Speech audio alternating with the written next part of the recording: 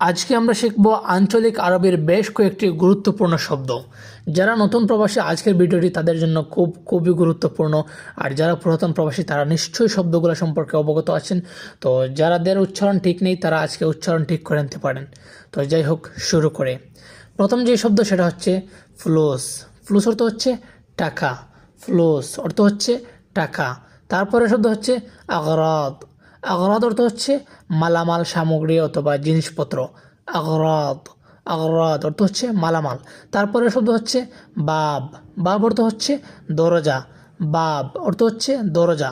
তারপরে শব্দ হচ্ছে দোকান। দোকান অর্থ হচ্ছে দোকান। দোকান অর্থ হচ্ছে দোকান। তারপরে শব্দ হচ্ছে জেজমা। জেজমা অর্থ হচ্ছে শু। জেজমা অর্থ হচ্ছে শুজ। তারপরে শব্দ হচ্ছে কিস। কিস অর্থ হচ্ছে কিস। কিস অর্থ হচ্ছে কিস। তারপরে শব্দ হচ্ছে ভিডিও।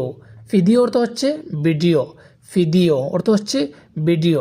তো যাই হোক, আজকের মতো এখানে। আল্লাহ হাফিজ। ইমরানুর লগে থাকা, মা আসসালাম।